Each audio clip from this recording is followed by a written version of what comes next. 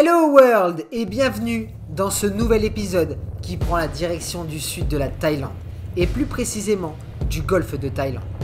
Dans cet épisode, on va se rendre sur 3 îles, Koh Samui, Koh Tao et Koh Phangan.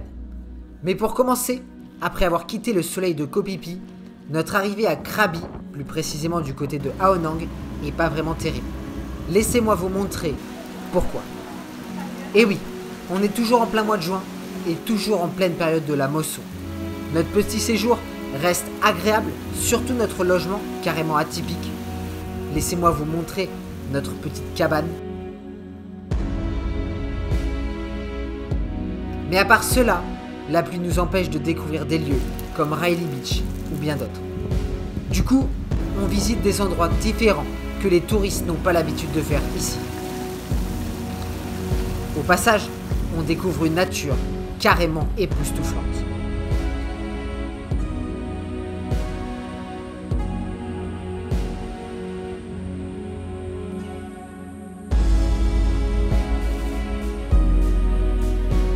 Par la suite, on prend la décision de repartir au soleil en direction des îles, et plus précisément Koh Samui.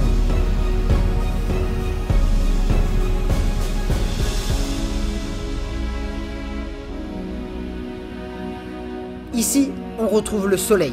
C'est déjà un bon premier point. L'île de Koh Samui est assez grande. Il y a énormément de choses à faire et à voir.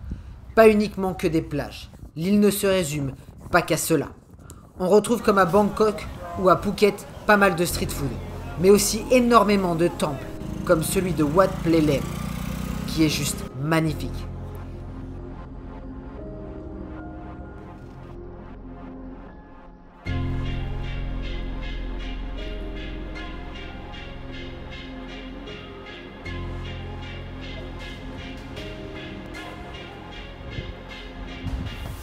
Il y a aussi le Big Buddha, situé pas très loin. Enfin, en général, la Thaïlande est remplie de temples, et c'est assez incroyable à voir. Bien évidemment qu'on retrouve de magnifiques plages, avec des activités de fou, comme le jet ski.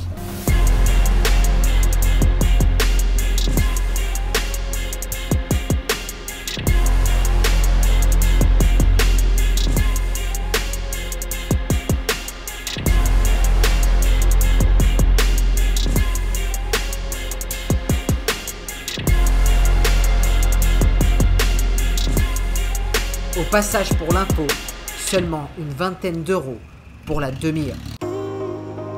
L'île est située en plein milieu du golfe de Thaïlande et donne accès à pas mal d'autres îles à côté.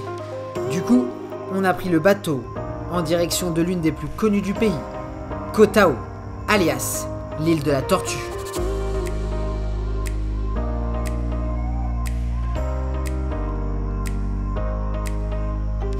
Cette île est clairement l'une des plus belles du golfe de Thaïlande, on peut le dire. Des sunsets en pagaille, des plages, des criques qui décollent la rétine. La petite île de Koh Tao est un véritable bijou de la nature.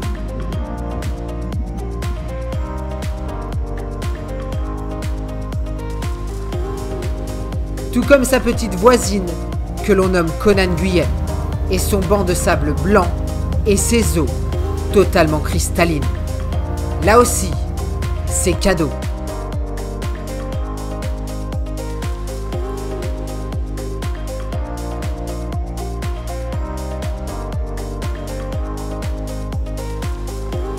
Disons que si un jour vous cherchez un paradis, en voilà un.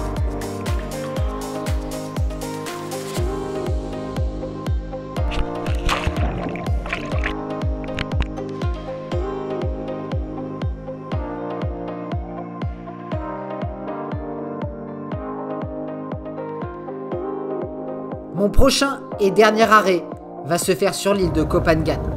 Pour ce dernier jour, j'ai décidé de me faire une petite folie et m'offrir un hôtel 4 étoiles.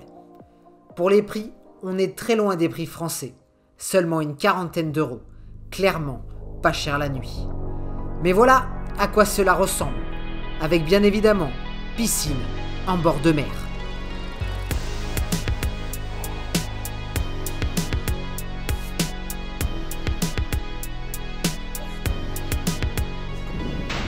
Cette île est à l'image des autres, magnifique.